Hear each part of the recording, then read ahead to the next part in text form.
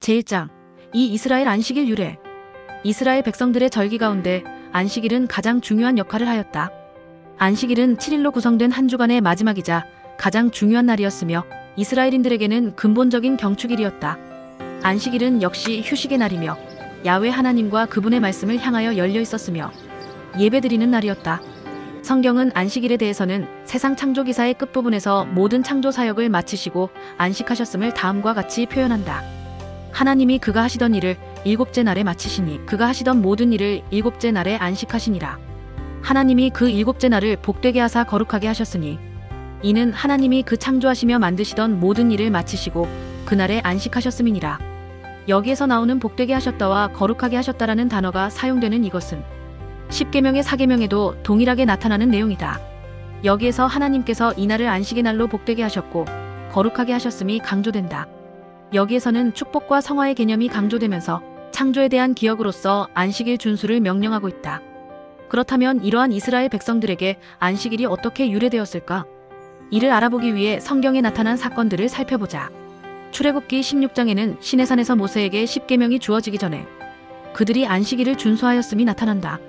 하지만 이스라엘 백성들이 안식일을 지키게 된 유래는 그들이 하나님과 아론과 모세를 원망하는 가운데서 유래되고 있다. 그 원망의 내용은 바로 출애굽기 16장 3절에서 다음과 같이 밝혀지고 있다. 이스라엘 자손이 그들에게 이르되 우리가 애굽 땅에서 고기 가마 곁에 앉아있던 때와 떡을 배불리 먹던 때에 여호와의 손에 죽었더라면 좋았을 것을 너희가 이 광야로 우리를 인도해내어 이온 회중이 줄여 죽게 하는도다. 이들의 원망은 자신들이 이집트에서 나오지 않았더라면 지금 광야에서 고생하지 않고 고기와 떡을 배불리 먹고 있었을 것이 아니냐는 오직 동물적인 감정에서 나온 원망이었던 것이다. 이러한 사실은 창조주이신 하나님의 창조를 믿지 않는 신앙의 불순종을 그대로 반영하는 불신앙 그 자체라고 볼 수 있다.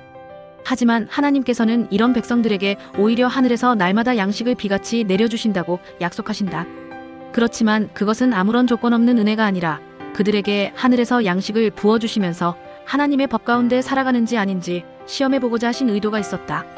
이런 맥락에서 볼 때 하나님께서 이스라엘 백성들에게 안식일을 제정해 주신 이유는 바로 이스라엘 백성들의 불신앙과 원망에 대한 악한 신앙을 오히려 예수 그리스도의 구속 사역을 위해 사랑과 오래 참음으로 이스라엘 나라를 그리스도가 성육신하는 제사장 나라로 만들고자 하시는 점에서 점진적 계시에 기반한 구속 경륜의 은혜로 생각할 수 있다.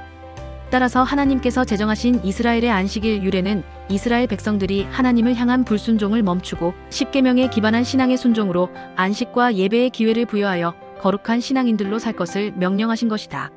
지금까지 이스라엘 안식일 유래를 알아보기 위해 창세기 2장 2절에서 3절과 함께 출애굽기 16장 25절에서 26절 그리고 20장 8절에서 11절 내용을 연결하여 살펴보았다.